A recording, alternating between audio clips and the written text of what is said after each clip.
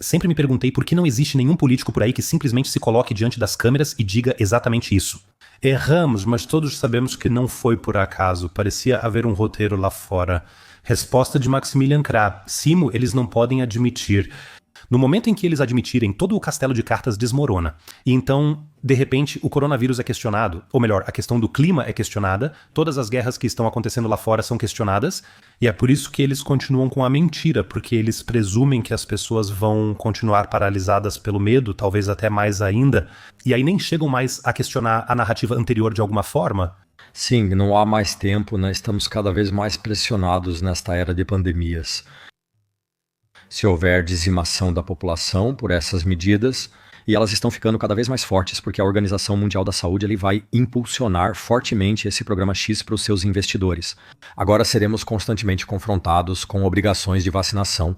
Sempre será baseado em mRNA, portanto é independente. Uma mRNA contra outros vírus, contra outros micro-organismos, também terá esse problema. Ela gera um antígeno no corpo, ou seja, nas células que as células apresentam. As células viram alvo do próprio sistema imunológico. Isso não pode funcionar. Ou seja, o mRNA é basicamente um sistema tóxico e esses programas de mRNA vão aumentar muito. Já foi anunciado que todas as vacinas infantis serão feitas com mRNA, que querem mudar para isso, ou seja, todas as crianças serão geneticamente modificadas com mRNA. É inacreditável o que vai acontecer aqui. Se isso acontecer e a humanidade realmente se reduzir de forma massiva, vamos retomar a visão dos organizadores. Que perfil de pessoas querem que reste? Sinceramente, só consegui um manage aos 40 anos e a pessoa cancelou 5 minutos antes. Isso significa que nós dois vamos ter que fazer isso sozinhos hoje. Ok. Estou muito feliz que você está aqui. Que começo suave. Sim, muito obrigado por me convidar aqui. Sim, eu estava por perto de qualquer maneira, então foi uma boa coincidência. Michael, sinto que estamos vivendo o maior experimento da história da humanidade. Todos andam como galinhas assustadas. E 70% dos alemães dizem que estão sobrecarregados, que estão superestimulados, que estão cansados. Ninguém consegue realmente relaxar mais. Você também sente às vezes que estamos vivendo no maior hospício lá fora? Sim, absolutamente. E isso não acontece por acaso. Isso faz parte do sistema, né? Nos confundir cada vez mais, nos sobrecarregar cada vez mais com informações, a ponto de perdermos a capacidade de distinguir entre o que é verdadeiro ou real, ou o que é certo ou importante para nós, e aquilo que, na verdade, seria insignificante e que deveríamos ignorar. Nós somos simplesmente sobrecarregados com tantas informações que nosso cérebro já não consegue mais selecionar o que é importante e o que não é. Há poucos dias, Michael, falei de novo com a terceira pessoa. Falei que o Michael provavelmente fará uma grande explanação e dirá que esse cansaço não começou agora com a inteligência artificial, mas muito antes, que o cérebro já está exausto há tempos. Sim, só posso concordar. Quando você acha que isso começou? Sim, é difícil dizer. Quero dizer, a inundação de informações já vem de algumas décadas atrás, eu diria. Mas o que acontece paralelamente é justamente a capacidade reduzida do cérebro, que já não consegue fazer nada com essas informações. Ou seja, temos dois desenvolvimentos que se agravam mutuamente. Ou seja, por um lado, mais enxurrada de informações e, por outro, menos capacidade cerebral, menos desempenho do cérebro para absorver e refletir sobre as informações. Então estou falando especificamente do chamado sistema imunológico mental do ser humano, que de fato está encolhendo cada vez mais rápido, ou seja, perdendo cada vez mais capacidade. Provavelmente, ainda na infância, não desenvolve a capacidade para viver normalmente. Hoje vivemos em um mundo que ainda nos sobrecarrega de informações e exige desempenho. Ou seja, esses dois desenvolvimentos são opostos e agravam a situação. E a consequência é que esse centro de desempenho do nosso cérebro, que é relevante não só para as nossas memórias que adquirimos todos os dias, mas também para darmos sentido ao que absorvemos. Esse centro de desempenho nem chega a desenvolver todo o seu potencial já na infância. E ainda por cima, esse centro de desempenho sofre uma queda de rendimento muito rapidamente. E além disso, ainda temos o problema de recebermos uma educação que não nos permite pensar de forma crítica. Somos educados para aceitar o que o professor diz e não questionar. E eu vivi isso na faculdade de medicina. Eu sabia que aquela resposta estava errada, mas eu tinha que marcar porque era o que o examinador exigia. E sim, essa é uma situação que já acontece há muitas décadas. E tudo isso já tinha atingido um auge antes de 2020. Porque uma expressão dessa, digamos, perda de função desse centro no nosso cérebro, que eu chamo de sistema imunológico mental, uma expressão disso é, por exemplo, taxas aumentadas de depressão, taxas aumentadas de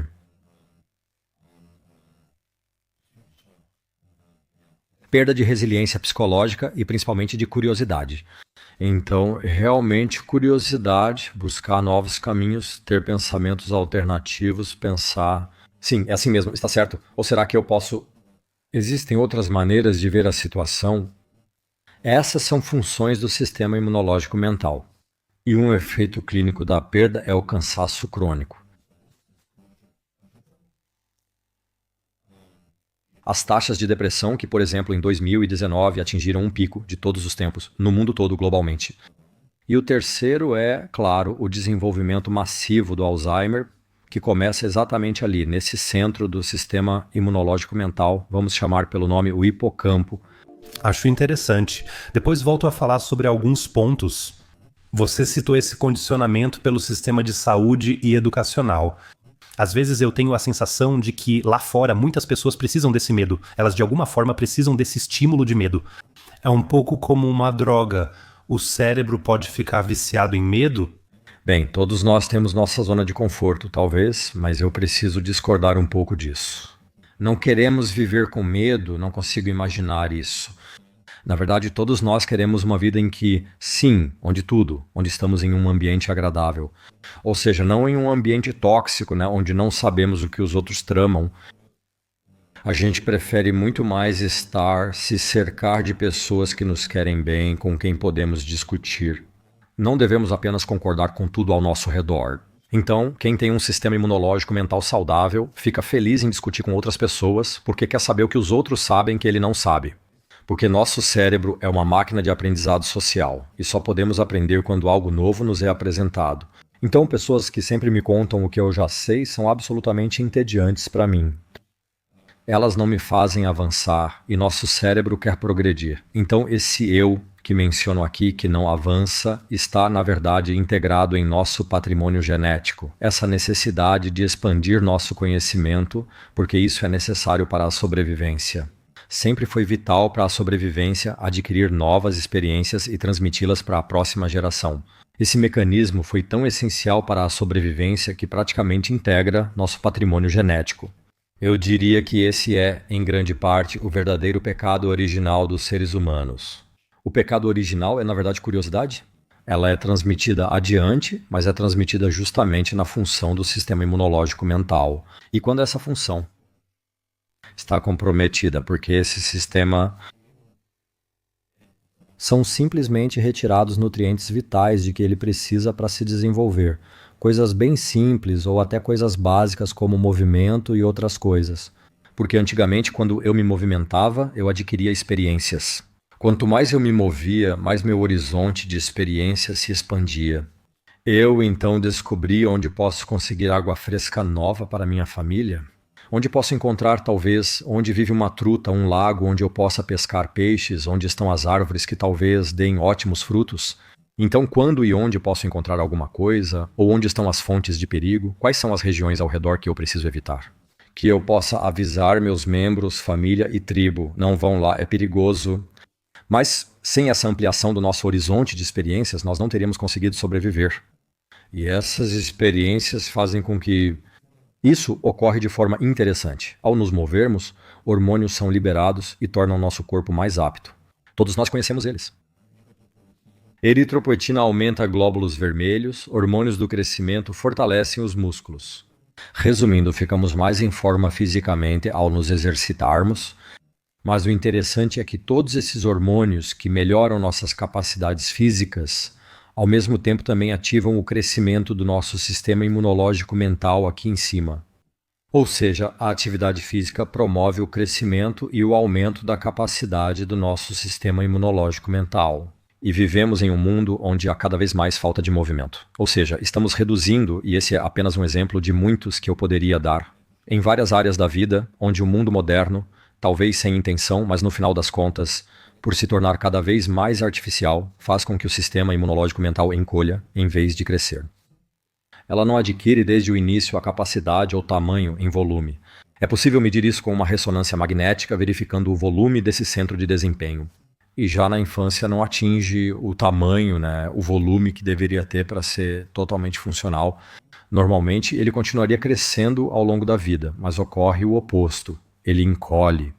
Esse encolhimento é um sinal de desenvolvimento depressivo, ainda mais evidente em casos de transtorno de estresse pós-traumático, situações de medo extremo. Situações de estresse levam até mesmo a um círculo vicioso, caracterizado pelo fato de que esse hipocampo tem um volume extremamente pequeno. Em 2016 escrevi um trabalho científico chamado Teoria Unificada da Doença de Alzheimer.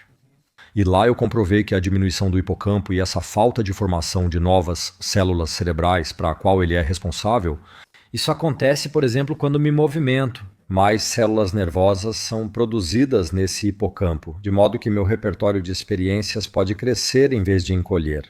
Esse crescimento é limitado e, se ocorrer durante toda a vida, pode levar ao Alzheimer. Ou seja, Alzheimer está ligado, de forma causal, ao aumento ou diminuição do hipocampo. Somos naturalmente programados para crescer ao longo da vida, mas nosso modo de vida antinatural reduz esse crescimento. Em resumo, isso é o Alzheimer, e antes dele surgem fadiga e cansaço crônicos, além de maior risco de depressão. Quem não tem resiliência tende a enxergar tudo de forma pior. Se isso é intencional ou não, é outra questão. Dá para imaginar que seja intencional. Porque quanto menos resiliência as pessoas têm, mais fácil é controlá-las pelo medo. Sobre sua pergunta se as pessoas querem viver com medo, eu nego totalmente. Acho esse raciocínio forte e consistente com os números. 70% das pessoas estão sobrecarregadas, com menos resiliência e superestimuladas. Minha pergunta é mais sobre como a política sabe usar bem o medo. Porque, claro, sempre são inventados novos cenários de medo, novas narrativas lá fora para tornar a sociedade um pouco mais controlável. Agora entendo a pergunta, então suponho que seja isso. Estou interrompendo de forma bem rude, mas no princípio é assim mesmo. Nós elegemos políticos cuja agenda é colocar as pessoas em medo e pânico. Podemos deduzir que escolhemos esses políticos porque queremos ser levados ao medo e pânico. Interpretei certo? Foi por isso que você perguntou? Porque eu acho que não escolhemos os políticos para que eles nos coloquem em medo e pânico, embora eles acabem fazendo isso, mas porque esses políticos nos dizem que, se não os escolhermos, enfrentaremos ainda mais medo e pânico. Então, essa é a minha resposta curta para isso. Então, o hipocampo ele vai ficando cada vez menor, nós nos tornamos cada vez menos criativos, somos uma sociedade muito, muito mais medrosa, menos resiliente. Qual é a verdadeira intenção por trás disso? Não acredito que seja coincidência. Você escreveu O Cérebro Indoutrinado, incluindo a questão do corona. Conversei dias atrás sobre inteligência artificial, corona e como tudo está interligado. Esse foi o primeiro passo, agora desenvolvemos os próximos. Para onde isso nos levará? Bom, você abriu dois grandes assuntos aí. Por um lado, a tecnologia de mRNA. O coronavírus não foi nada além de uma preparação de uma... E na Organização Mundial da Saúde, isso é chamado de Disease X, ou seja, um programa Disease X. E o coronavírus é celebrado pela Organização Mundial da Saúde como o primeiro programa Disease X bem-sucedido. Isso significa Gain of Function, talvez explicando rapidamente. Gain of Function significa simplesmente a função. Um vírus, nesse caso, recebe uma nova função adicional. Sim, Gain of Function, ou seja, um ganho de função, e Gain of Function significa simplesmente, nesse caso, no desenvolvimento de armas biológicas que se dá ao vírus novas propriedades que o tornam mais perigoso, mais virulento, como se diz. Pode infectar mais pessoas mais rapidamente, pode causar mais doenças, é isso que está por trás disso. E nessa pesquisa de Gain of Function, os vírus ou micro-organismos são patologizados para que possam atacar seres humanos com a ideia de já ter a vacina pronta, com a qual se pode obter enormes lucros E a Organização Mundial da Saúde até publicou isso agora em uma brochura de investimentos em 2022. Para cada dólar investido na Organização Mundial da Saúde, o investidor recebe nos próximos 10 anos, pelo menos, e é pelo menos, um fator 35 de retorno. Falei sobre isso com Philip Hopf e primeiro com Sylvia Behrendt. Ela é advogada, trabalhou 1 ano para a Organização Mundial da Saúde e também fez um doutorado para a Organização Mundial da Saúde. Ela foi a primeira a me explicar. Depois falei com Philip Hopf, que entende de finanças. E ele disse: ele só conhece esse tipo de rendimento dos cartéis mexicanos. Mas é sobre drogas também, né? Sim. Mas a ideia é justamente continuar esses programas de ZZ6. Ou seja, a próxima ZZ6 provavelmente será outro micro-organismo patológico que fará com que as pessoas aceitem tomar essa injeção de mRNA. Tudo está sendo transferido para a plataforma de mRNA, que é altamente tóxica e perigosa. E se olharmos de perto como isso se relaciona com a inteligência artificial, eu tenho, claro, uma teoria muito desagradável sobre isso, sobre a qual talvez possamos conversar, se quisermos. Então, eu não quero assustar seus ouvintes, nossos espectadores, seja quem for. Essas duas coisas estão conectadas e isso deve ser dito claramente. Porque o historiador-chefe, sim, como posso dizer, o intelectual do Fórum Econômico Mundial é o Harari, ou seja, o historiador israelense. E Harari já disse há alguns anos que se a inteligência artificial continuar se desenvolvendo, ela vai assumir cada vez mais funções que, na verdade, são exercidas por pessoas. E ao contrário de outros desenvolvimentos tecnológicos do passado, não é simplesmente assim, tipo, então eu faço outra coisa. Porque vai chegar um momento em que não vai haver mais nada que uma inteligência artificial não possa fazer, sabe? Ou um robô controlado por uma inteligência artificial, ou seja lá o que for.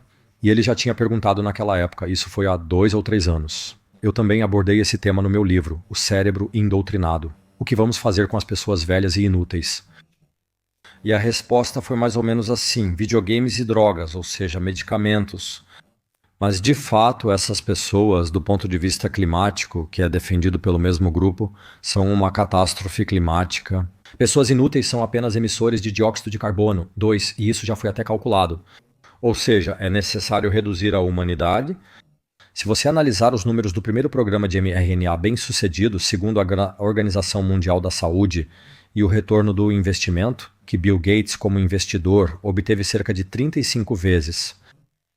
Quando você realmente alcança esse fator de 35, então você tem consequências. A consequência desse mRNA é uma redução massiva nas taxas de natalidade e, ao mesmo tempo, um aumento na mortalidade das pessoas. Eu acabei de ler isso hoje de manhã. Por exemplo, o governo britânico se recusa a divulgar as taxas de mortalidade, ou seja, os números de mortes associados ao status de vacinação, porque isso poderia assustar a população. Sim, essa é a justificativa. Ou seja, sabemos que o mRNA é tóxico para o corpo de várias maneiras. Isso acelera os sintomas da doença, que provavelmente ocorreriam de qualquer forma, pois mais de 90% das mortes por doenças da civilização resultam de inflamação crônica em órgãos ou tecidos. No cérebro, o hipocampo é afetado, levando ao Alzheimer. E essas coisas agora são aceleradas pelo mRNA, que desencadeia uma infecção em todo o corpo. O Alzheimer também acelera por isso. Um grande estudo da Coreia foi publicado em 2023. Uma aceleração massiva do Alzheimer após a segunda injeção. E essa doença agora acelera tudo isso. O aumento da taxa de mortalidade global está claramente ligado a isso e, na minha opinião, de forma causal. Ou seja, agora temos duas coisas acontecendo. Uma taxa de natalidade reduzida e uma taxa de mortalidade aumentada. Então, se eu quiser naturalmente reduzir uma empresa, eu paro de contratar pessoas e demito todos antecipadamente com aposentadoria integral. É exatamente isso que está acontecendo agora. A empresa Humanidade está encolhendo. E com isso, temos uma resposta para a pergunta: o que fazemos então com todas essas pessoas inúteis?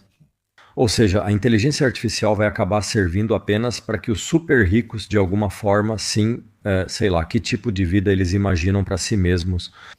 Minha suspeita é que eles já planejam apenas fazer upload do intelecto tão superior que eles acham que têm e viver para sempre. Agora você acabou de falar sobre a segunda injeção. Na época, eu realmente tomei uma vacina. Essa história do mRNA também, de certo modo, no início. Na época, peguei corona, enquanto minha parceira estava deitada aqui e eu ali na frente. Foi mais ou menos em julho de 2020, logo depois daquele, ainda era aquele primeiro vírus que estava circulando por aí. Ainda não havia vacina, então em julho. Ou já era, talvez agosto, logo após isso. A vacina só chegou ao mercado em dezembro e foi disponibilizada na Alemanha em fevereiro de 2021, sendo implementada apenas então. Ok, então foi em agosto de 2021. Sim, isso deve ter sido um ano depois. Sim, um ano depois. E nós ficamos realmente mal por 2 semanas e meia, de verdade, não conseguimos fazer nada aqui. Foi completamente... É realmente uma doença muito, muito traiçoeira. Ou seja, você dorme cerca de 16, 18 horas e nas horas restantes você pensa de alguma forma que seu sistema imunológico está ótimo. Corona não pode me atingir, corona na verdade é só uma gripe leve. Isso te derruba de novo e você passa o dia e a noite com calafrios sem conseguir fazer nada. Isso durou cerca de 2 semanas e meia, aí veio o pós-Covid. 4 semanas. Desci rápido ao porão, voltei e metade do meu dia já tinha passado de tão cansado que fiquei. E aí a Laura, que na época estava grávida de 9 meses, me diz: Simo, eu era professor de ensino médio antes. Você interage com pelo menos 200 alunos por dia em um prédio com milhares de estudantes. Você não quer pensar em se vacinar? Porque eu realmente não quero pegar a corona uma segunda vez e acabar tendo um filho com deficiência por causa disso. Naquela época havia medo e impotência, e o ginecologista não trazia informações claras. Naquela época não existia ChatGPT ou mesmo o Google, eram todas informações muito superficiais. Mas mesmo que isso existisse, ela também teria sido doutrinada. Exatamente. Alimentada com informações de acordo. Sim, correto. Agora você disse que não, após a segunda injeção, a criatividade vai diminuir. Então eu diria que agora, depois da primeira injeção, eu estou mais criativo do que nunca na minha vida. Sim, maravilhoso. Então você é uma feliz exceção. A questão é o que eles te injetaram. Talvez eles tenham dito, ele é tão importante para nós, para ser a divulgação das notícias positivas, que vamos injetar um coquetel muito especial nele. Mas eles sabem disso, né? Aqueles que aplicam a injeção, porque isso seria totalmente satânico. Ou é mais uma coisa aleatória, eles liberam um lote negativo, mas podem haver positivos misturados. Quer dizer, é assim, as pessoas sempre pensam em causalidades. E aí você vê uma coisa e tem outra coisa, e naturalmente você faz uma ligação entre elas. E isso sempre é um pouco perigoso. Por isso normalmente se fazem estudos. O motivo de você ter se sentido melhor, de repente, pode ter várias razões. Talvez alguém tenha te aconselhado, olha, se você está se sentindo tão mal, toma um pouco de vitaminas, consome ácidos graxos ômega 3. Sim, faça algo pelo seu sistema imunológico. E esses efeitos, é claro, são dramáticos. Então, eu tenho um bom amigo, que também naquela época, no verão de 2020, me escreveu. Ele disse que recebeu o diagnóstico positivo e provavelmente está desenvolvendo Covid, temendo que piore. E então eu disse para ele, bom, depois escrevi livros sobre isso. O primeiro foi o Síndrome do Corona, onde eu descrevo exatamente quais medidas precisam ser tomadas para que, quando se tem uma infecção viral, a pessoa consiga passar bem por isso. E ele fez tudo isso. E então, 10 dias, 2 semanas depois, ele me escreveu e disse, me disse, o que você fez com o meu cérebro? Sim, ele sentiu como se tivesse 10 anos a menos, de repente. Mentalmente muito mais disposto. Ele acorda de manhã com uma vontade enorme de fazer as coisas. Ou seja, exatamente o oposto de long Covid ou pós-Covid, aconteceu exatamente o contrário com ele. Aí eu disse, bem, tudo o que eu te dei foi para corrigir deficiências. Não só para o seu sistema imunológico físico, para que você possa combater melhor o vírus, mas o seu sistema imunológico mental também tinha as mesmas necessidades até agora. E agora, de repente, você deu a ele tudo o que ele precisava. E isso fez toda a diferença. Então, não foi a infecção, você poderia até dizer, eu tive uma infecção e agora de repente estou melhor. Não, foram as medidas contra a infecção que o melhoraram, por isso é preciso observar as circunstâncias. Eu não sei o que aconteceu com você, mas dizer que a infecção deixa alguém mais saudável, nisso você teria um bom amigo com essa afirmação. O nome dele é Karl Lauterbach. Ele realmente, em outubro de 22, na nossa Badische Zeitung, então, se eu moro em Baden, perto de Freiburg, e lá tinha o Badische Zeitung, minha mãe era assinante, foi aí que eu vi. Lá tinha o Faktenbooster, então claro que a gente ia se vacinar com a dose de reforço. E a manchete era realmente Faktenbooster. E aí ele disse, eu também gostaria de colocar alguém assim na cadeia por 1 ano. porque para declarações falsas no âmbito da Lei de Publicidade de Medicamentos está prevista uma pena de 1 ano de prisão.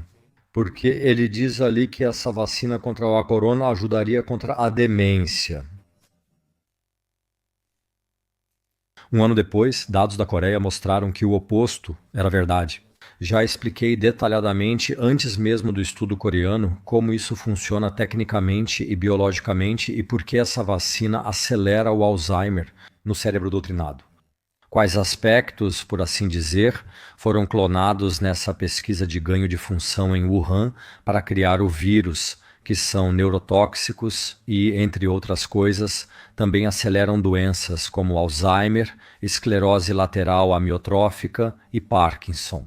O que, naturalmente, também aconteceu depois, mas não pelo próprio vírus, já que o vírus em si sofreu mutações muito rapidamente. Porque essas sequências artificiais clonadas no vírus que o transformaram em uma arma biológica, elas eram tão artificiais para o vírus e para sua reprodução que no começo até causaram algumas doenças graves. Mas só a primeira onda, que foi em Wuhan, e tudo antes que chegou, por assim dizer, à Europa, já eram variantes mutadas, né, já menos perigosas. Mas a verdadeira arma biológica foi, na verdade, o mRNA, que permaneceu inalterado. Foi usada exatamente essa sequência, ou seja, né, essa sequência foi usada para o mRNA, que o vírus original com potencial de arma biológica tinha.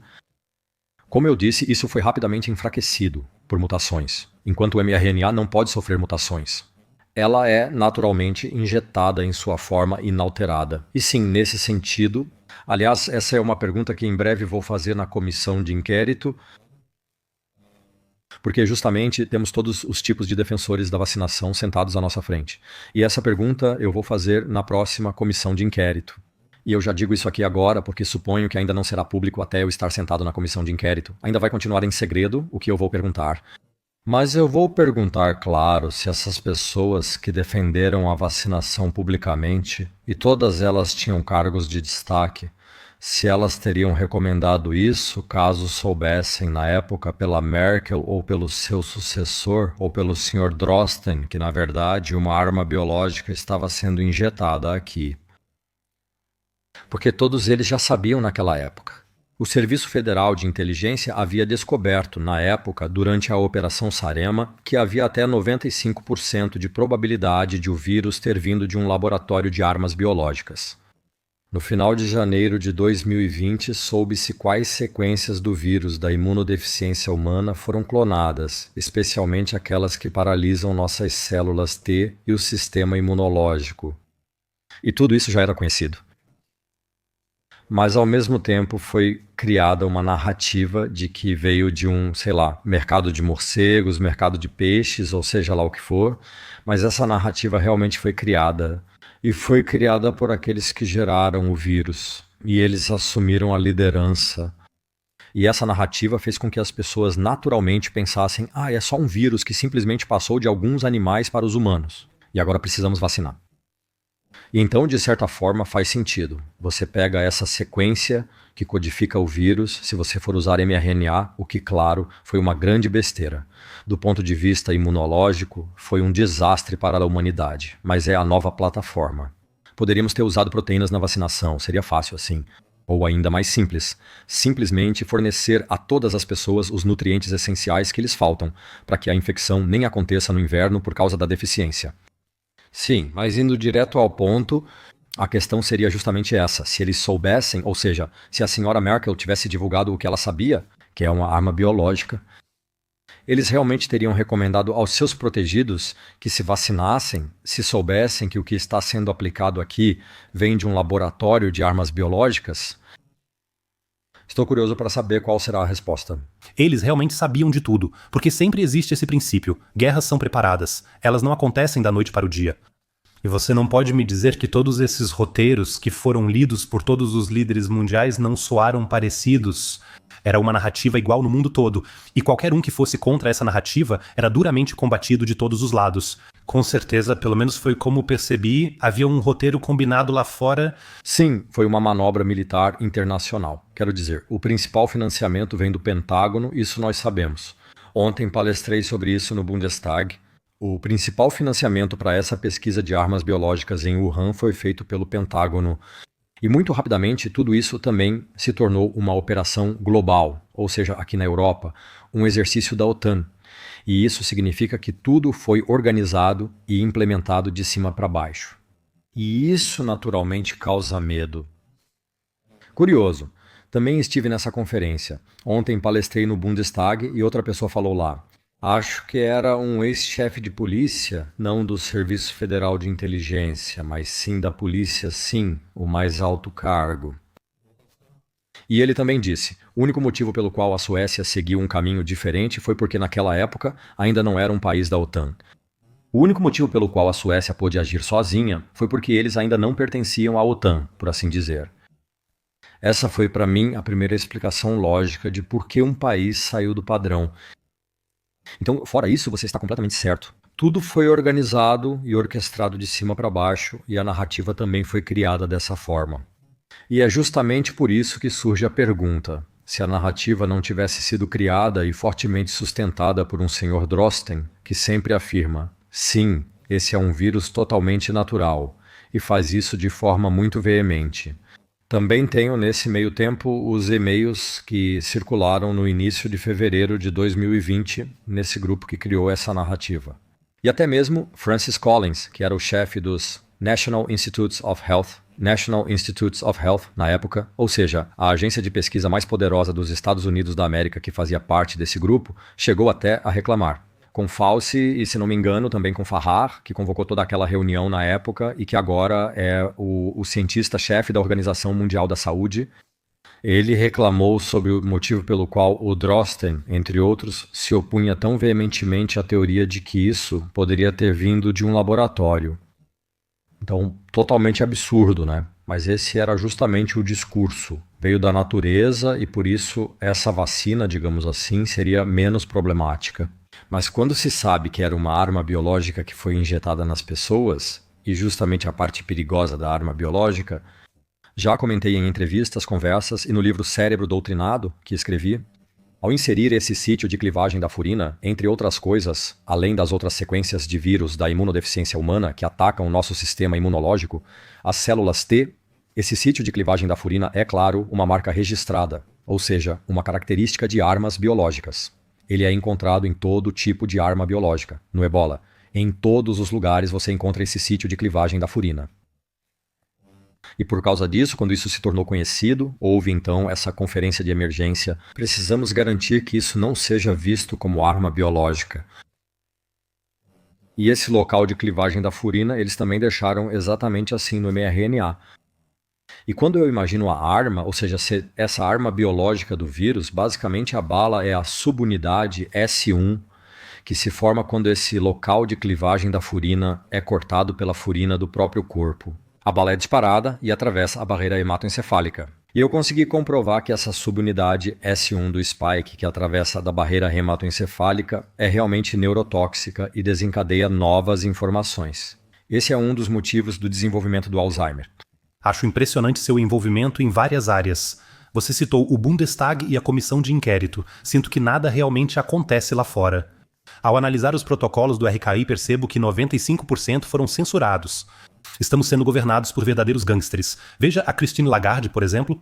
Ela é a presidente do Banco Central Europeu, a guardiã do nosso dinheiro. Ela já foi condenada por um escândalo de corrupção. É como se eu fosse professor e já tivesse sido acusado de pedofilia. Acho que essas comissões só geram discussões sem resultados. No fim, ninguém realmente precisa se responsabilizar por isso? Sim, então quero dizer, a pergunta que acabei de formular, que ainda quero fazer nessa comissão, é uma pergunta sobre a origem do vírus. Curiosamente, essa pergunta integra o mandato da comissão de inquérito concedido pelo governo federal.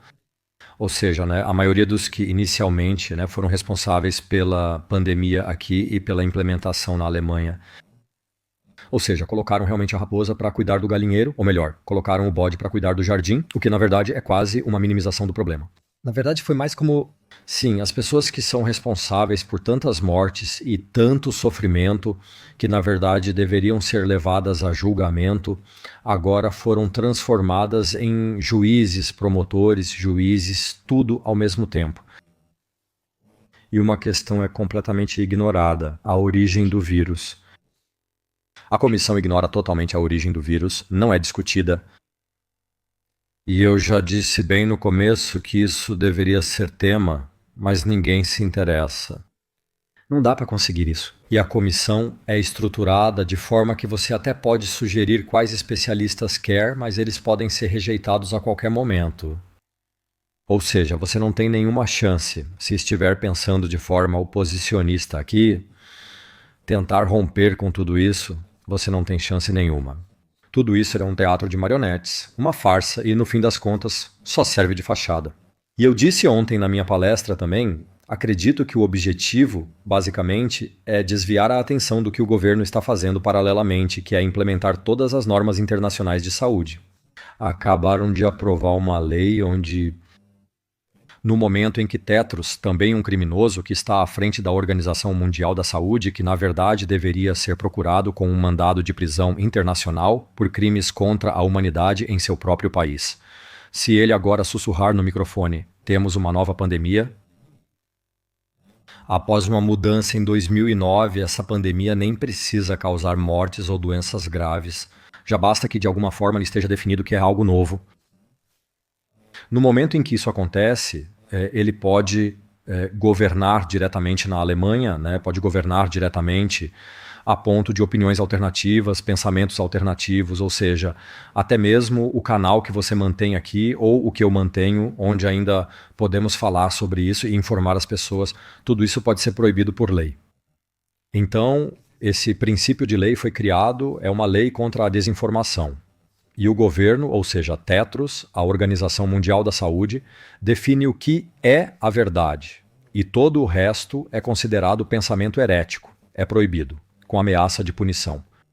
Mas que diferença faria agora? 99% do conhecimento já está disponível. Que diferença faria?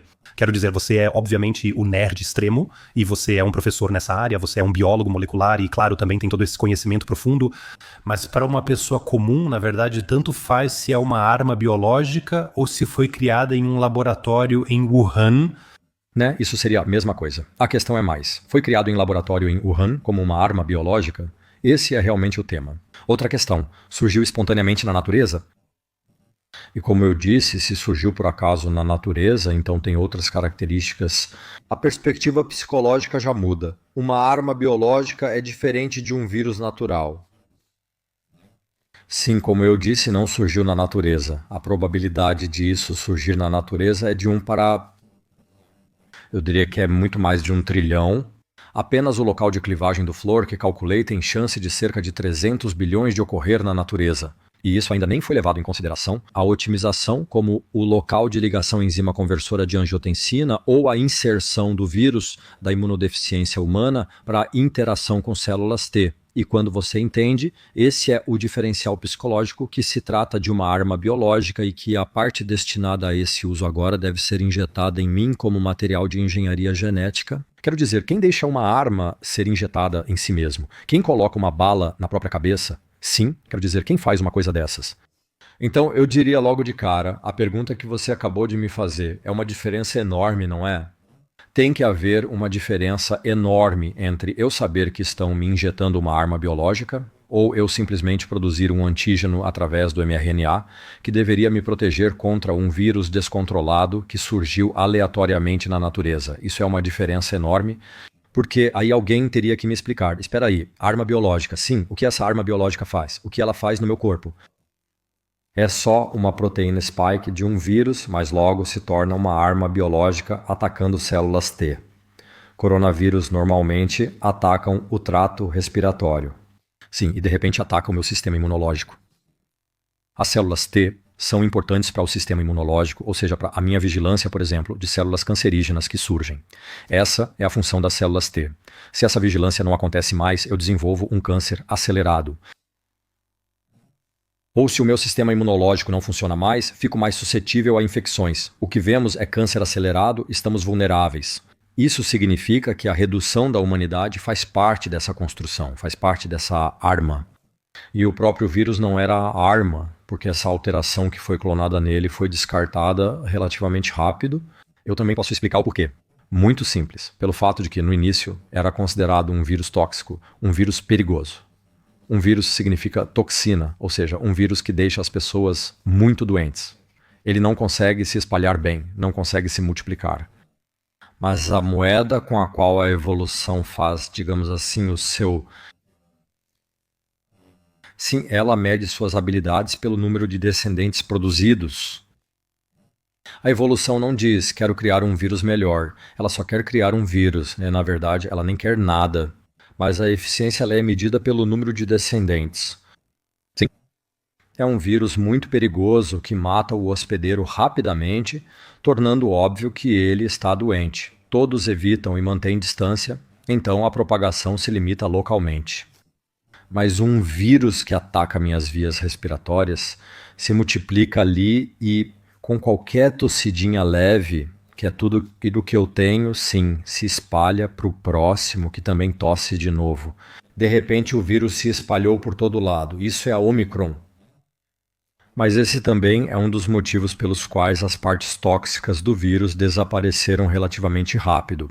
Porque isso não consegue se espalhar bem, sim, mas o que conseguiu se espalhar foi a parte tóxica, que clonou meu mRNA. Ele era idêntico e não podia sofrer mutação, pois as pessoas recebem isso por injeção, e agora você tem isso. Agora as pessoas precisam achar uma forma de eliminar essa toxina. E foi por isso que escrevi meu livro, O Complô do Lítio, para mostrar às pessoas um caminho de como elas podem fazer isso. O interessante é que fiz isso indo totalmente contra a corrente. Depois de passar semanas aqui meio que empacado, fui para o Marrocos. Meus antepassados são do Marrocos, eu fui para Enlil. Fica a quase 1.000 metros de altitude com ar de ótima qualidade. Fiquei lá alguns dias, então moradores locais sugeriram subir o Toubkal, a montanha mais alta do Marrocos. 4.200 metros, ou seja, de 1.000 para 4.200 metros em um único dia. E aí eles fizeram uns passeios menores comigo, sabe? Para eu me aclimatar um pouco primeiro. Depois de alguns dias o guia disse: desculpa, com esse cara não dá pra fazer nada. Sim, ele anda 500 metros aqui e já fica exausto. Não sei o que está acontecendo, mas assim não vai dar. Certa manhã, após nos tornarmos mais amigos, o guia de montanha surgiu com seu melhor amigo às 4 da manhã, antes do amanhecer. Me deram tênis, botas e disseram: vamos te acompanhar até lá em cima. Você consegue. Eles me levaram ao topo da montanha mais alta do Marrocos, de 1.000 a 4.200 metros. Em alguns trechos eu pensei, ok, vou cair aqui agora, isso não vai dar certo. Tive crises de vertigem e tudo mais.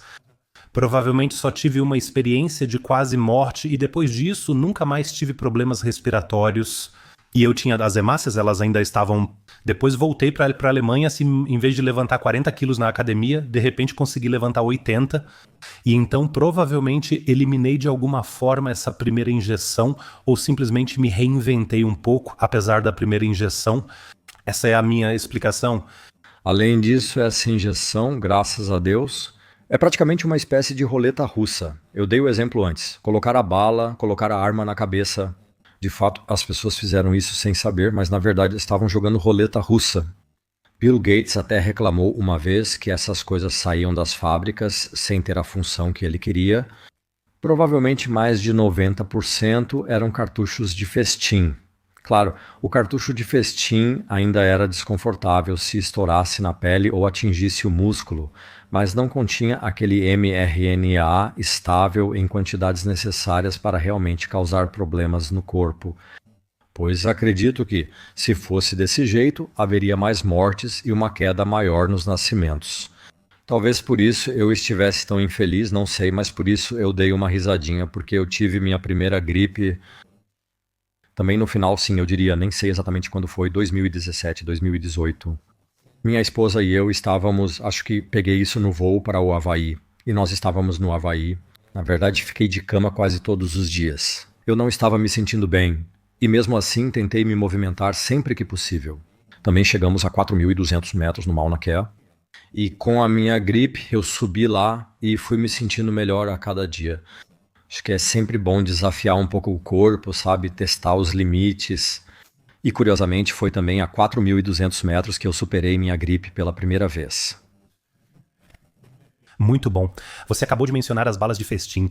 Por exemplo, meu pai e 5 de seus melhores amigos, todos já faleceram e todos foram vacinados em Wuppertal. AstraZeneca, não sei o que houve, todos morreram logo depois. E quando eu olho para todas essas pessoas, eu também não tenho nenhuma evidência ou algo assim, também não tenho números. Tenho a impressão de que existem muitos mais abortos espontâneos. Sim, pessoas que tomaram esse reforço e também o extra. De repente, as crianças apresentam graves complicações ou sofrem abortos espontâneos. Meu editor disse que o irmão dele faleceu de repente, mesmo após 3 doses da vacina. Até confirmei com ele. Você acha que isso também está relacionado, todas essas complicações na gravidez? Sim, os números são claros. E como eu disse, já falamos sobre o cérebro doutrinado. Também existe versão em inglês. Eu traduzi e escrevi o prefácio, enquanto nos Estados Unidos da América o prefácio foi de Naomi Wolf. Naomi Wolf ajudou a liberar os arquivos da Pfizer na justiça. A Pfizer queria liberar todos os dados dos estudos clínicos aos poucos. Eu fiz um cálculo uma vez, acho que levaria 80 anos até que todos estivessem disponíveis, até que todos tivessem sido apresentados. Um tribunal do Texas afirmou na época, isso precisa ser mais rápido. E então se formou um grupo inteiro de cientistas que agora está analisando esses dados. E Naomi Wolf é praticamente, por assim dizer, a porta-voz, ou seja, a mulher que divulga essas informações que são constantemente geradas. E ela também, isso eu até anotei no meu livro, isso foi antes de conhecê-la e antes dela escrever o prefácio depois. E então eu percebi que essa injeção de M-ácido ribonucleico, na verdade a gente deveria chamar de MOD-M, ácido ribonucleico, ou MOD, ácido ribonucleico, porque é ácido ribonucleico modificado, não é realmente M-ácido ribonucleico. Ela é degradada relativamente rápido no corpo, então foi modificada com pseudouridina para que seja mais duradoura, e isso ainda causa muitos outros problemas no corpo. Na época, ela disse que eram 360 graus a reprodução humana, palavras dela, com base nos dados que ela obteve dos testes clínicos da Pfizer nos pacientes, ou seja, na população. Eles vacinaram 40 mil pessoas e tiveram grupos de controle. Encerraram rapidamente os grupos de controle e vacinaram essas pessoas, pois seria antiético não fazê-lo, fazendo o grupo de controle deixar de existir. Mas analisaram os dados em detalhes e, naquela época, já perceberam que estavam ocorrendo abortos espontâneos e assim por diante. Também sabemos que essa substância é muito eficiente. Os receptores enzima conversora de angiotensina 2 estão muito presentes nos testículos, mas também estão altamente presentes nos ovários. Então, existe um tropismo, como chamamos, para esses órgãos. E sim, se alguém quiser reduzir a humanidade com uma inteligência artificial que torne as pessoas desnecessárias, voltamos ao tema. Isso seria claramente um ataque total à reprodução humana. Uma maneira é até um pouco, se formos sarcásticos ou mal intencionados, claro que também é um caminho lógico do ponto de vista deles, porque matar pessoas é algo desagradável, mas não deixar as pessoas sequer nascerem, isso é fácil. E a Organização Mundial da Saúde também tem uma história. Eles já fizeram isso antes, disfarçado como vacinação contra o tétano. Eles combinaram o toxoide tetânico, que é o antígeno aplicado na vacina, com o hormônio da gravidez e com gonadotrofina coriônica humana, acho que é assim que se chama, assim, gonadotrofina coriônica humana. E eles combinaram isso de modo que as pessoas desenvolviam uma resposta autoimune. Então você ficava imune ao toxoide do tétano por um lado, mas ao mesmo tempo, porque você injetou uma proteína do próprio corpo nesse complexo, ficava autoimune contra o seu próprio hormônio da gravidez. Isso então leva a abortos espontâneos ou a incapacidade de conseguir engravidar novamente. E a Organização Mundial da Saúde simplesmente fez isso. Isso chamou atenção na época porque a campanha de vacinação se concentrou especificamente em meninas jovens. Alguns padres perceberam isso naquela região do Quênia, se não me engano, e também na América Central. Eles questionaram por que vacinar apenas meninas e não também os meninos. Mas nos meninos isso, claro, não fazia sentido, nas meninas fazia sentido. E então eles mandaram analisar as amostras e 50%, foi realmente um estudo clínico feito em pessoas, nessas meninas, 50% tinham esse gonadotrofina coriônica humana na amostra. Acredito, Michael, que somos muito sortudos na Alemanha por termos um cientista renomado como você, porque você se aprofundou bastante nesse assunto. Você mencionou que o Drosten antes falou da Lauterbach, a gente poderia expandir ainda mais com Strack Zimmerman e assim por diante. Como é que uma narrativa dessa se desenvolve? Ok, agora vocês podem se mostrar como pessoas do bem, inflar o ego e receber aplausos. No seu caso também aconteceu. Teve quem dissesse: "Ei, Michael, segura um pouco." Por isso, você pode conseguir uma cátedra em alguma universidade renomada, porque o conhecimento você já tem. Ou você foi mais criticado ou até mesmo demonizado pela mídia tradicional. Ainda nada, realmente nada mesmo. Eu já dei uma entrevista, eu tinha uma palestra preparada junto com Tom Lausen e Jonas Tugel. Nós fizemos uma palestra dessas em Hamburgo. Uma emissora de rádio foi questionada sobre divulgar isso, e eu me lembro bem de como ele fez uma entrevista comigo para justamente divulgar esse evento. E então, a primeira coisa que ele disse foi: "Senhor Nils, eu não confio no senhor." Perguntei: "Por que não?" Isso virou o gancho do vídeo, pois falei: "Não façamos só o programa de rádio, me dê também o material." Nós também vamos gravar em vídeo. Pensei, para o meu canal ainda divulgamos um pouco esse evento por esse lado. Logo depois, esse foi o gancho na miniatura: "Senhor Nils, não confio no senhor." E isso foi muito legal. E a pergunta era: ao olhar a Wikipédia, quase não há informações negativas sobre mim. Sim, como a expressão teórico da conspiração. Tem algumas inverdades lá, como por exemplo que eu só publico de forma popular científica. Alguma filósofa é citada lá dizendo que eu só falo besteira sobre Alzheimer, algo assim. Mas enfim, tanto faz, não há muita coisa negativa. Isso o deixa desconfiado. Falei para ele que há explicações, talvez por isso ainda não estejam me atacando tanto. E essas 3 explicações, nenhuma delas é muito boa. Elas vão ficando progressivamente piores para todos que estão ouvindo aqui. Sim, a primeira é óbvia. Sou muito fundamentado, é só meu ego, só para inflar o ego. Sou tão seguro no que digo que ninguém tenta me atacar, porque qualquer ataque geraria imediatamente uma réplica, por assim dizer, que seria ainda mais o antinarrativa. Então, melhor deixá-lo em paz. Sim, você o ignora e não lhe dá atenção. Você também pode usar essa tática. E pelo fato de não haver muitas coisas negativas ali, eu também sou suspeito. A segunda possibilidade seria, claro, que ninguém mais se importa com o que eu digo, porque o desenvolvimento simplesmente continua paralelamente. É assim que eu vejo a comissão de inquérito, enquanto nós, por assim dizer, estamos aqui mudando as mesas no convés da frente do Titanic. O governo federal já prepara o próximo iceberg para nós. Então, essa é a segunda opção, e a terceira opção, que é realmente desagradável, faz referência a todas as discussões que já tivemos até agora. A terceira opção é que, se realmente houver uma dizimação da população, uma dizimação massiva por causa de todas essas medidas, elas ficam mais fortes, pois a Organização Mundial da Saúde vai impulsionar fortemente o programa Disease ETIS para investidores. Isso significa que agora seremos constantemente confrontados com algum tipo de obrigação de vacinação. E sempre será baseado em mRNA, e isso é independente. Aí eu, por exemplo, desculpe, no fim isso independe da proteína spike. Qualquer mRNA contra outros vírus ou micro-organismos também gerará um antígeno no corpo.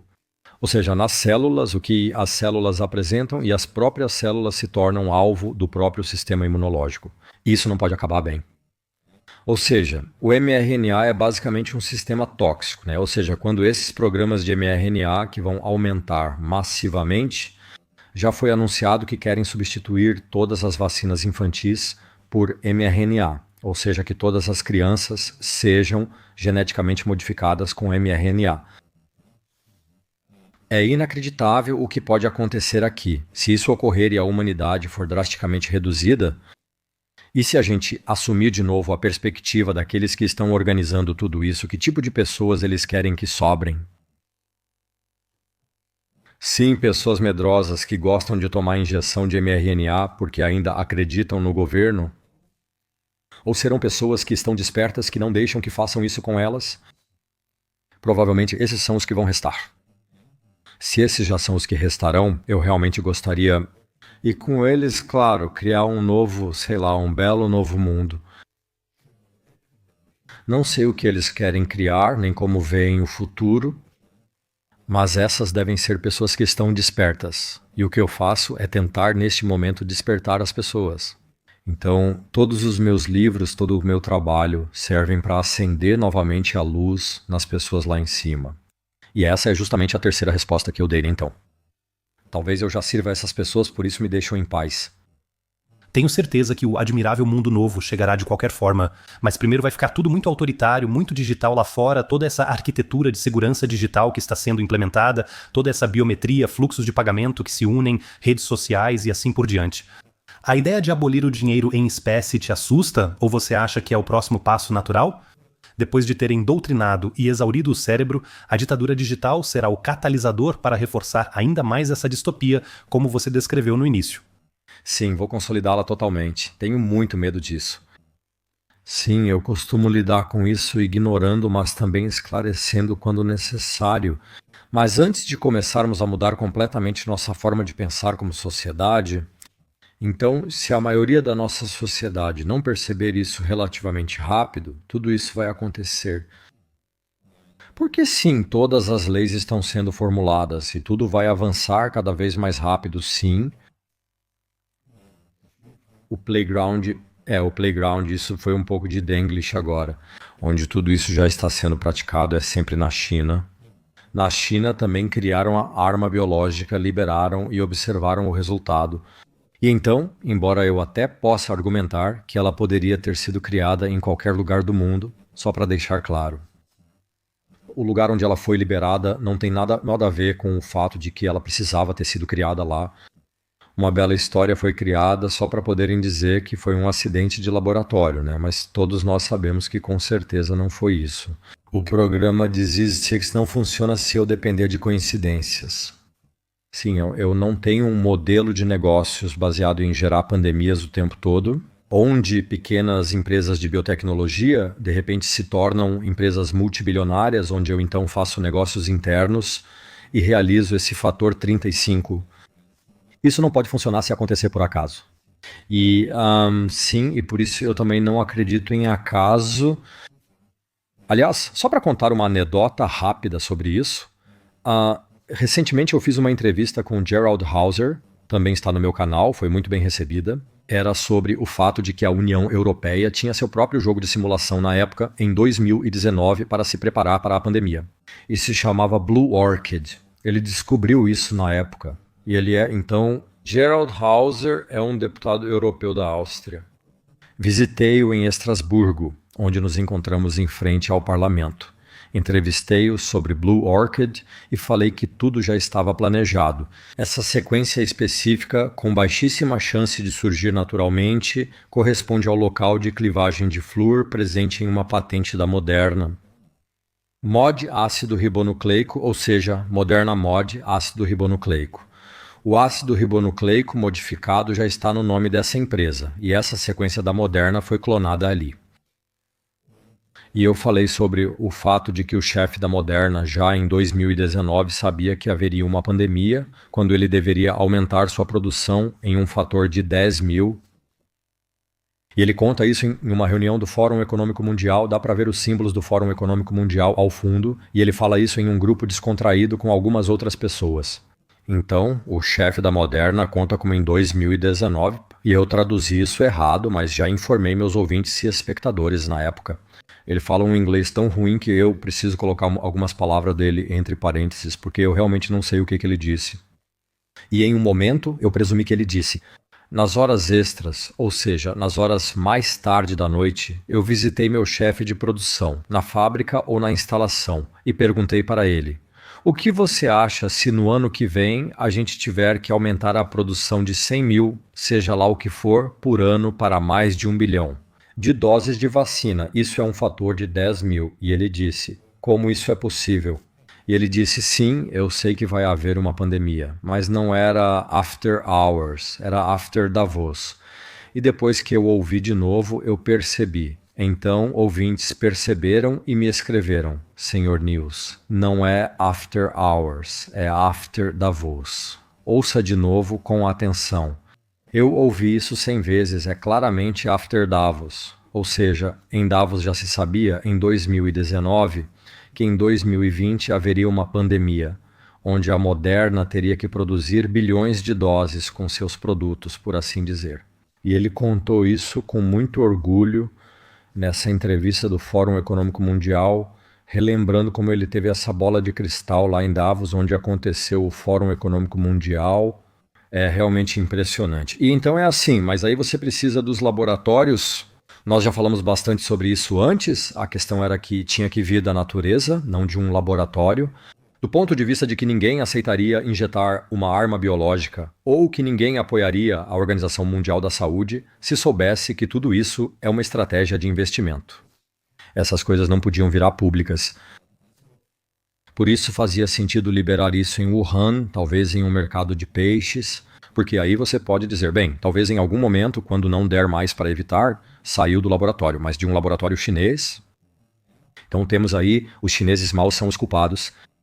Por exemplo, pude perceber através de e-mails liberados por decisão judicial que o único motivo pelo qual não pressionaram mais os chineses para admitir que veio do laboratório de Wuhan.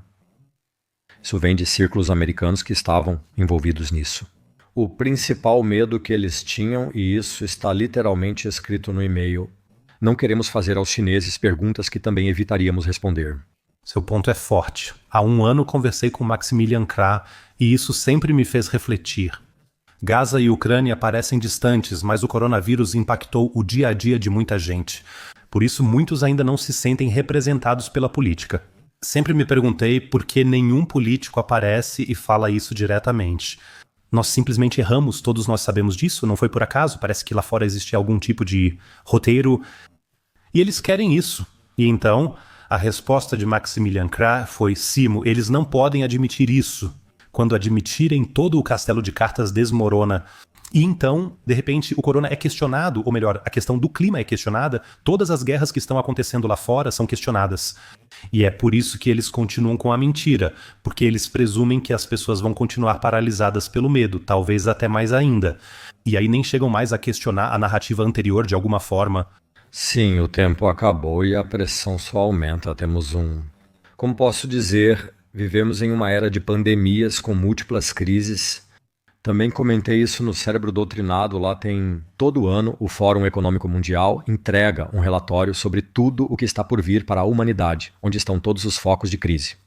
E essas crises constantes, que são tão massivas que mudam a vida, do apagão à próxima onda de infecções, inteligência artificial que vai tirar todos os nossos empregos, até de repente ficarmos sem água, catástrofe climática e depois todos esses conflitos por causa de fronteiras sem sentido. Tudo isso vai nos manter tão ocupados que nunca teremos tempo para processar, para refletir sobre isso.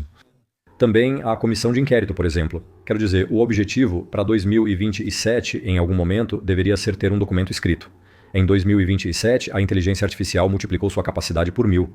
E as perguntas que precisarão ser respondidas, então, com certeza não serão sobre como a Covid surgiu. O mundo já terá evoluído muito mais.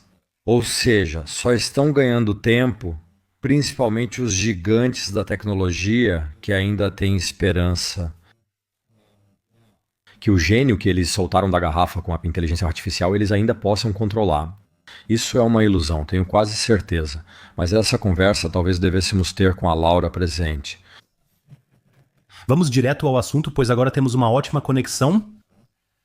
E isso é crescimento exponencial, não linear. Sam Altman, Chief Executive Officer do ChatGPT, afirmou que o ChatGPT cresce 300% ao ano.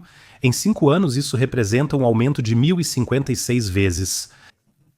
E aí eu leio, por outro lado, existe um estudo de ressonância magnética que mostra que nosso cérebro reduz em 80%, de certa forma, a criatividade própria, porque agora só se usa ChatGPT e toda essa inteligência artificial. Agora ouço de você sobre cérebro doutrinado corona. Isso tudo faz parte de uma agenda global muito, muito grande que está acontecendo lá fora. Estamos, de certa forma, no auge tecnológico, mas eu tenho a sensação de que lá fora há galinhas assustadas, ou melhor, uma sociedade sem Deus. Agora você disse que estamos sendo levados conscientemente para isso, porque de certa forma é distópico e a sociedade deve ser dizimada. Nos dê esperança. Estamos falando de 3 a 5 anos ou de 50 anos.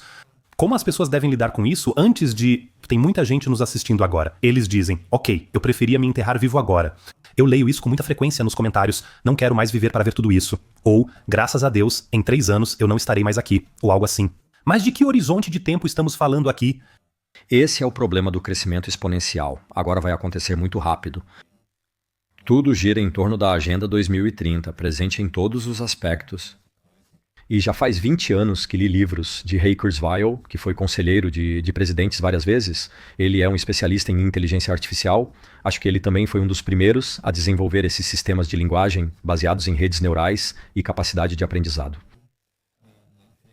Atualmente, ele é um dos principais cientistas do Google, especialmente no que diz respeito ao transhumanismo em um sentido extremo, ou seja, realmente a conservação da nossa consciência, seja lá o que isso for. Ele sonha com isso e um de seus livros se chama Viva o Suficiente para Viver para Sempre. Sim, ou seja, se você conseguir passar por essa fase exponencial, ainda estando vivo, você tem a chance, caso seja um multibilionário, de realmente viver para sempre. Esse é o sonho que ele persegue. E como eu disse, ele aconselha presidentes. Ele é realmente um dos gigantes da tecnologia. No Google, ele é um dos principais cientistas-chefes nessa área do transhumanismo extremo, ou seja, praticamente deixar o ser humano para trás. Acho que isso já é pós-humanismo. Li isso intensamente na época porque queria escrever um romance de ficção científica baseado em fatos, unindo esses fatos ao meu conhecimento em neurobiologia. Como se pode imaginar algo assim, como conservar o cérebro, né, por assim dizer, em uma rede neural. E naquela época, isso já faz 15, 20 anos, eu já suspeitava que isso, no final das contas, seria realmente o pós-humanismo. E naquela época, eu até comecei o livro citando o Manifesto Transhumanista logo na primeira página. Isso foi escrito por transhumanistas, explicando por que o transhumanismo é uma religião incrível. E então simplesmente pedi para uma inteligência artificial inventar uma declaração pós-humanista, explicando por que os humanos não são mais necessários. Sim, esse é o final do romance, muito distópico, mas era um alerta, um chamado para despertar. No entanto, nunca terminei o livro porque acabei me ocupando mais com a questão do Alzheimer. Porque ainda mais importante do que apenas apontar resultados distópicos é capacitar as pessoas novamente por meio de informações sobre como elas podem proteger o próprio cérebro. Para criar um contraponto a esse desenvolvimento, essa também é a resposta para a pergunta, não é estão planejando uma distopia em que pessoas se tornam desnecessárias. Harari sugere que é preciso lidar com os chamados inúteis. Mas podemos estabelecer nossa utilidade nos conectando uns aos outros. Mas isso só funciona se acordarmos muito, muito rápido. Acordar bem rápido e entender em que tipo de mundo realmente queremos viver. E então eleger governos que garantam que esse desenvolvimento distópico seja analisado profundamente, seja em um manifesto ou em um moratório, e que seja investigado. Perguntar para onde queremos ir, faz sentido continuar desenvolvendo essas tecnologias? Até mesmo Musk pediu na época que fizéssemos um moratório para inteligência artificial. Se isso foi só uma estratégia para ele acelerar o desenvolvimento da própria empresa com a Neuralink e seus planos, mas acho que devemos olhar para nós mesmos, sem só esperar que eles não capturem meu espírito. Sim, tenho que dizer, isso vai ser muito, muito perigoso. Sempre que vejo pessoas com fones de ouvido e olhando o celular ao mesmo tempo, já existem patentes do Google para isso, com as quais já é possível praticamente ler o cérebro. Assim é possível registrar as ondas cerebrais. Também através dos relógios desses wearables, é possível praticamente identificar quais ondas cerebrais estão ativas no momento. Ou seja, se age de modo simpático ou parasimpático.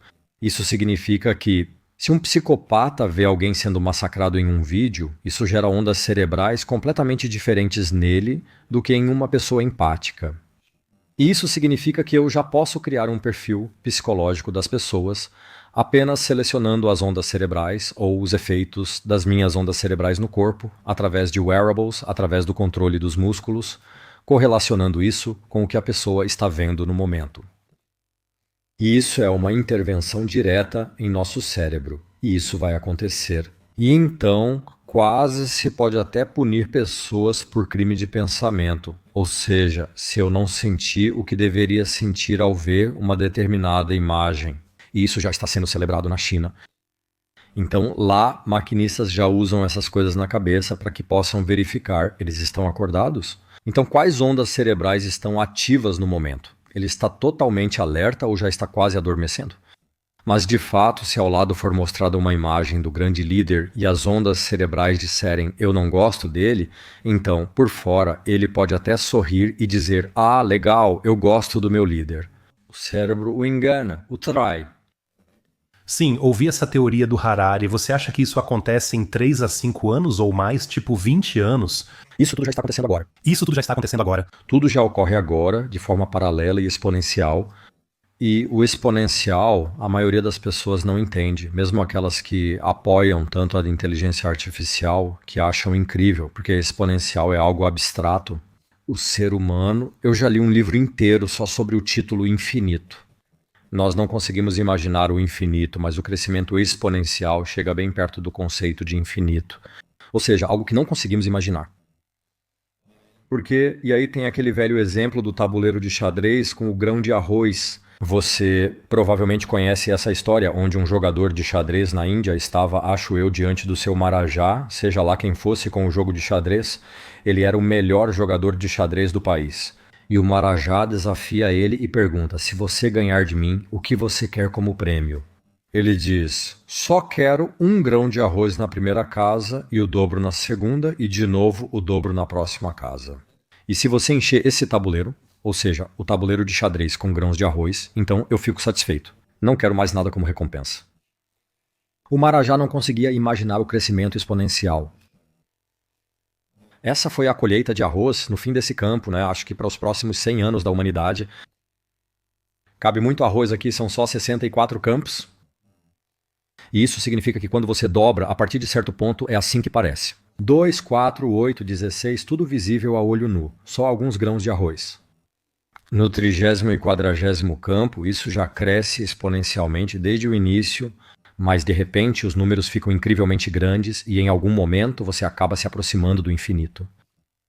E isso é o que Ray Kurzweil já descreveu muito, muito cedo. Um dos primeiros livros dele se chamava A Singularidade Está Próxima. Ele já dizia naquela época que em 2025, li o livro há 20 anos, esse já era o número, em 2025 um relógio de bolso será mais inteligente do que a pessoa que o carrega, e em 2030 um relógio de bolso será mais inteligente do que toda a humanidade. E então os filósofos vão dizer sim, mas o relógio de bolso não sente como um ser humano. Eu digo, isso é irrelevante, pois hoje controlamos as galinhas e as abatemos em grandes granjas. E a galinha também não diria, mas o ser humano que faz isso comigo não sente como uma galinha. Sim, então isso é irrelevante, o que essa inteligência artificial sente para o nosso futuro. Se ela fosse mais empática como um ser humano, eu até daria outra chance para nós.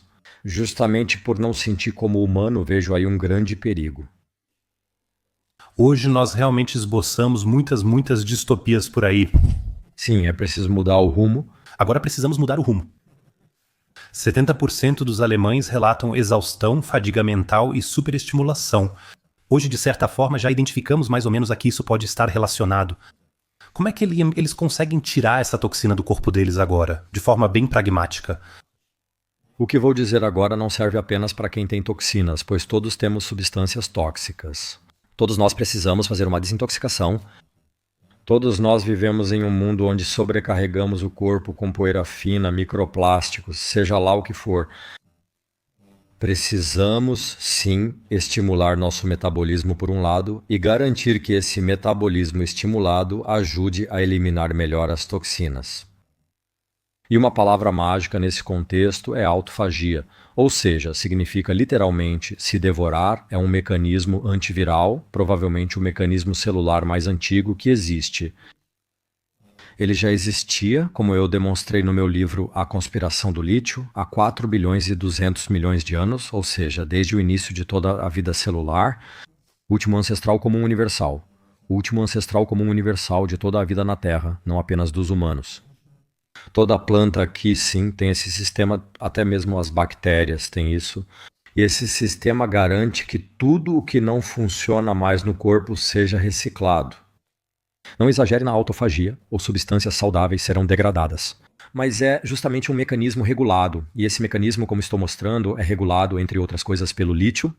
Atualmente, aqui na Europa, vivemos com deficiência de lítio, com enormes consequências, sendo uma das causas do Alzheimer, porque as células nervosas precisam resistir por toda a vida. Elas são realmente únicas para o nosso corpo, dentro do nosso corpo.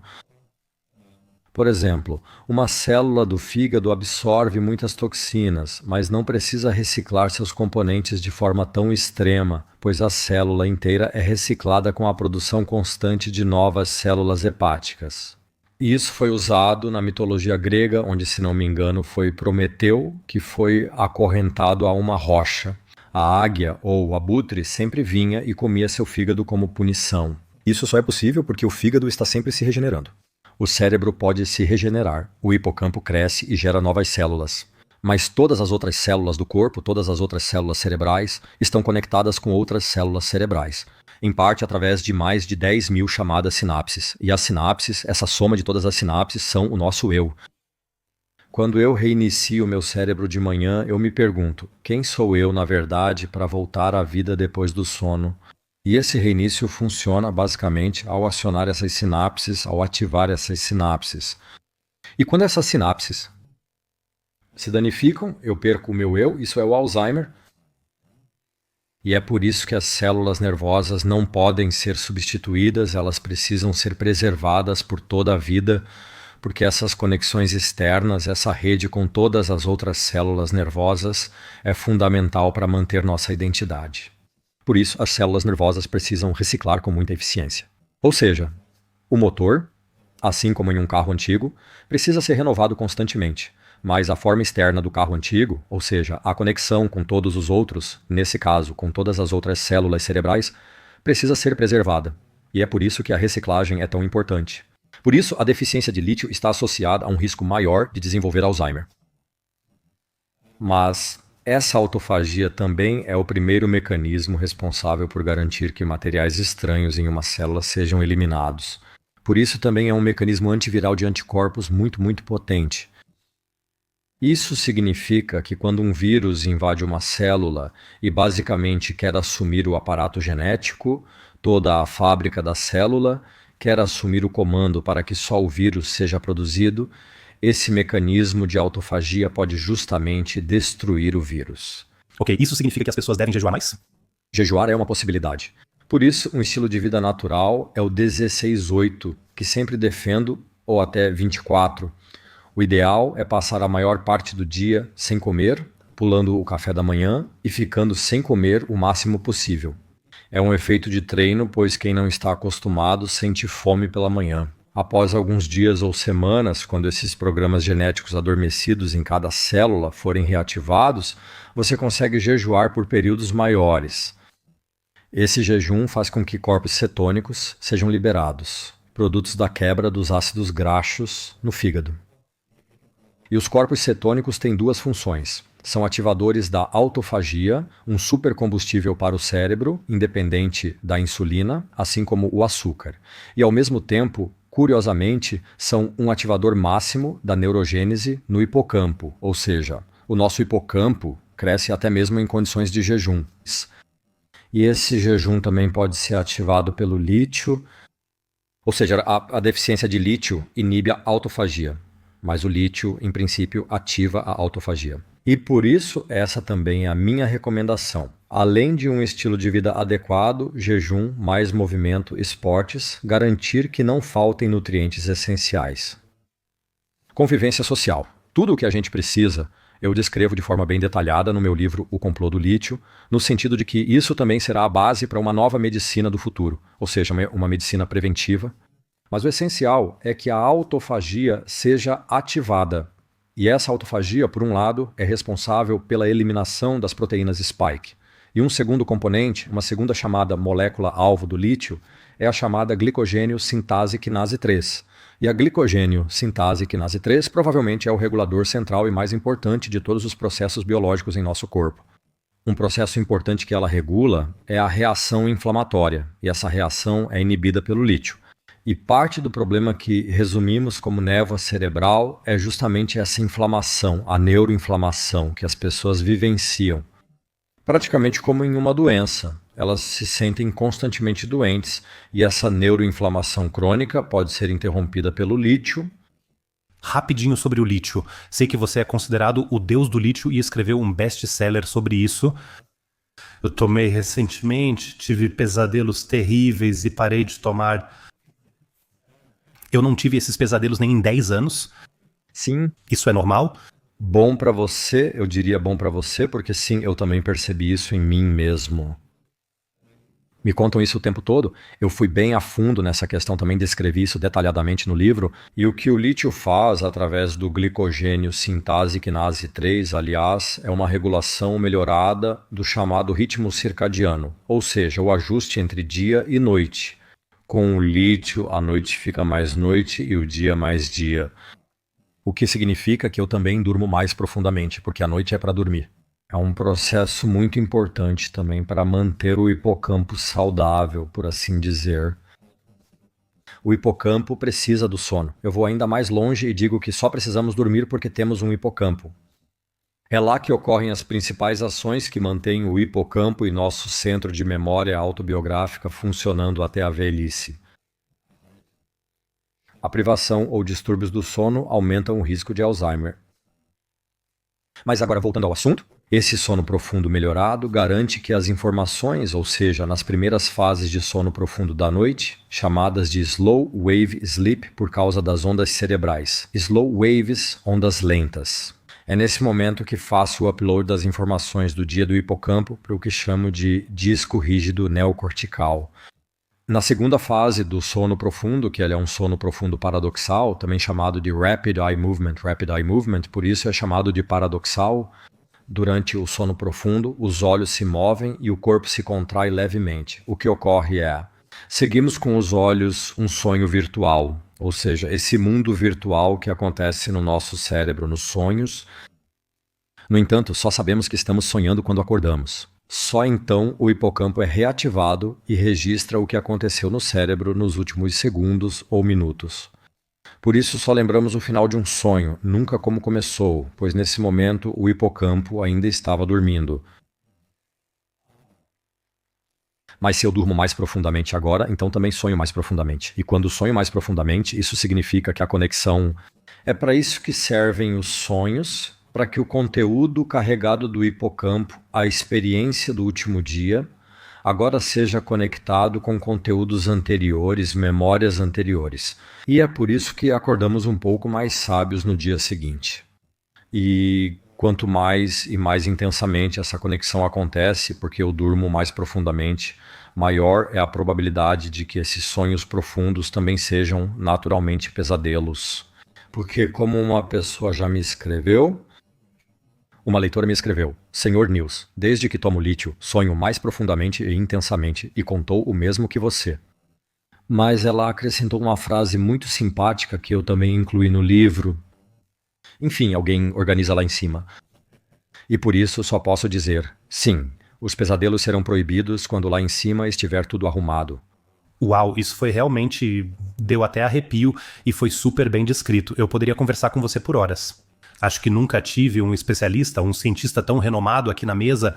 É realmente muito, muito impressionante tudo o que você sabe sobre os mais diversos campos. Para encerrar, preparei uma rodada rápida para você. Respostas diretas e sinceras. Ok, agora é hora do sistema 1. Ok, tenho que tomar cuidado agora, porque normalmente gosto de pensar quando me perguntam algo. Ok? Quem eu escolheria para ficar em uma ilha deserta? Karl Lauterbach ou Benjamin Netanyahu?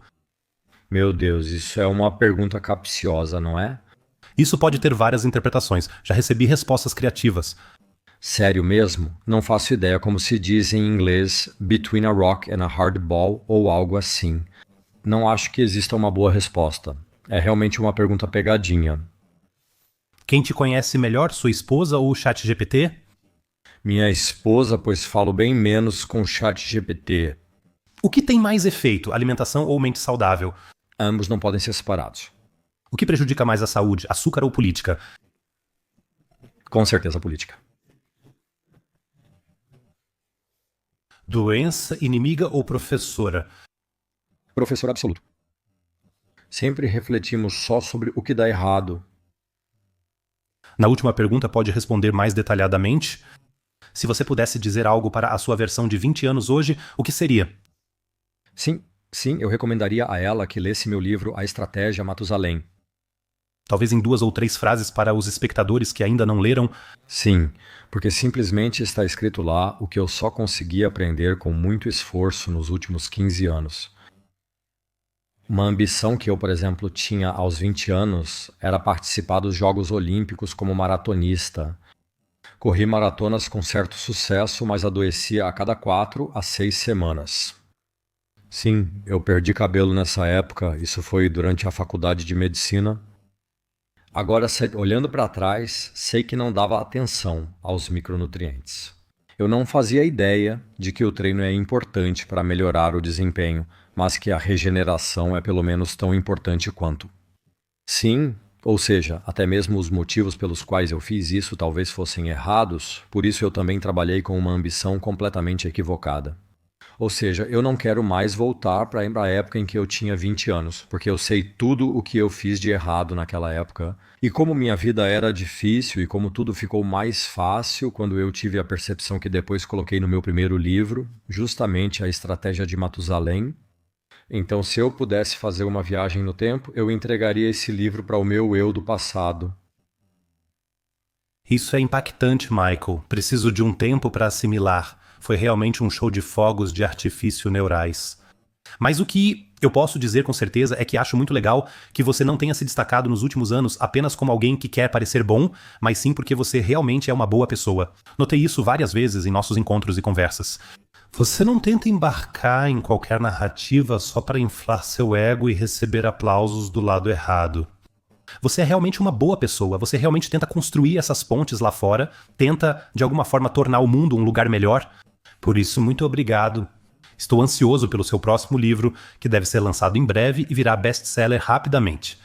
Que bom que você veio para Berlim, tudo de bom para você e sua família. Olha, o último comentário quase me fez corar um pouco, mas eu só posso retribuir esse elogio, digamos assim. Então, muito obrigado pelo seu trabalho e muito obrigado por podermos estar aqui juntos pela primeira vez em 3 dimensões. Obrigado.